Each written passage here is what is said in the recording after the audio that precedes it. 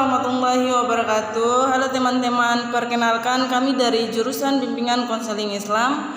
Jadi di sini kami akan membahas terkait akrofobia atau yang sering disebut dengan fobia terhadap ketinggian. Jadi sebelum kita membahas lebih lanjut tentang akrofobia atau fobia terhadap ketinggian, di sini saya akan memperkenalkan rekan kelompok saya. Yang pertama saya sendiri Zulfa Renowat, dan yang kedua Rahmawati Wali, dan yang ketiga Nur Afni Seknun, dan yang terakhir yaitu Abu Zara Kelian. Ya teman-teman sekalian, di sini saya akan menjelaskan apa itu fobia sebelum kita mengetahui tentang fobia ketinggian atau akrofobia. Jadi yang dimaksud dengan fobia itu merupakan suatu kondisi di mana terdapat ketakutan irasional terhadap suatu benda, meskipun tidak ada bahaya nyata yang mengancam. Sedangkan yang dimaksud dengan fobia ketinggian atau yang dikenal dengan akrofobia itu merupakan salah satu jenis dari fobia spesifik yang menurut Diagnostic and Statistical Manual of Mental Health Disorder edisi 5 didefinisikan sebagai ketakutan terhadap ketinggian yang ekstrim. Selanjutnya yaitu gejala-gejala yang ditimbulkan seseorang yang mengalami akrofobia.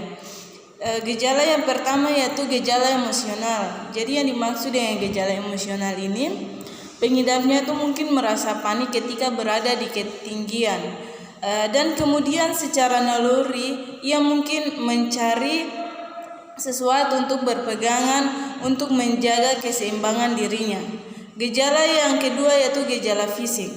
Ada beberapa poin dari gejala fisik ini. Yang pertama, sakit dada, pusing, mual, detak jantung, sesak nafas, dan gemetar. Pun hasil wawancara yang telah kami lakukan terhadap 2 responden yang mengalami akrofobia atau fobia ketinggian. Yang pertama yaitu atas nama Nurbaiti. Jadi Nurbaiti ini adalah seorang mahasiswa yang mengalami akrofobia atau fobia ketinggian sejak usianya 12 tahun.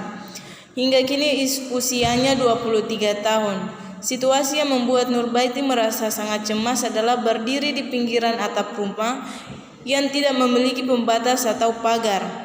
Saat berada di situasi tersebut, isi pikiran Nurbaiti adalah akan terdorong ke bawah hingga terjatuh, akan tersedot hingga jatuh ke bawah, akan terjatuh jika ia berdiri di tepian dari tempat yang tinggi, membayangkan orang-orang yang duduk di tepian akan berdiri dan mengangkat dirinya, kemudian mendorong dirinya ke bawah. Responden emosi Mirna adalah merasa takut, cemas, tidak nyaman, kesal, hingga pada respon fisiologis yaitu jantung berdebar lemas dan merasa ngilu. Yaitu responden kedua, yaitu bernama Siti Hamsinar atau yang sering disapa Sinar. Dia merupakan perempuan yang berusia 21 tahun. Kegiatan kesehariannya dia sibuk membantu orang tuanya untuk menjaga kios di rumahnya. Sinar mengalami fobia ketinggian ketika ia masih kecil dan berlaku sampai sekarang. Ia mengalami ketakutan ketinggian ketika ia melihat berita di televisi seorang anak kecil yang jatuh dari sebuah apartemen sehingga menyebabkan anak tersebut meninggal. Hal itu menyebabkan ia sering berpikir negatif ketika berada di tempat yang tinggi.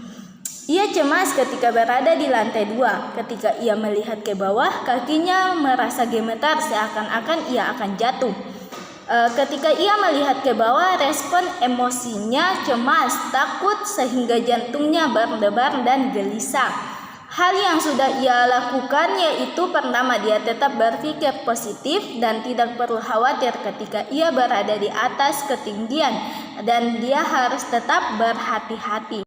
Dari hasil wawancara yang telah kami lakukan dan mendapatkan hasil terkait seseorang yang mengalami fobia ketinggian, adapun beberapa metode yang kami ambil untuk dapat mengatasi seseorang yang mengalami akrofobia atau yang sering disebut dengan fobia ketinggian.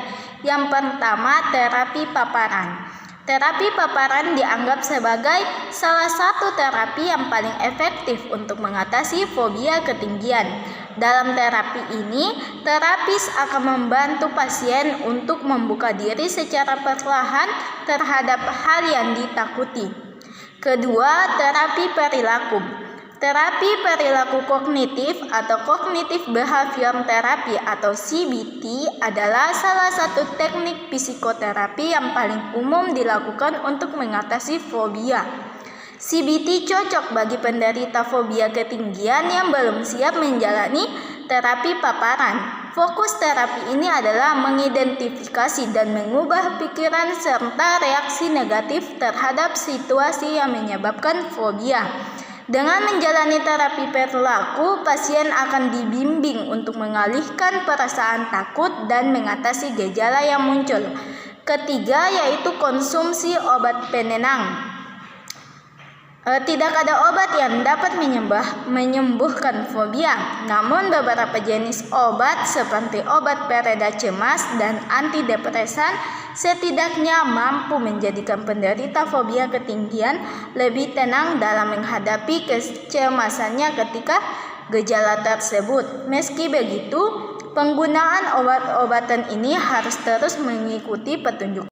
Itulah hasil presentasi materi kelompok kami.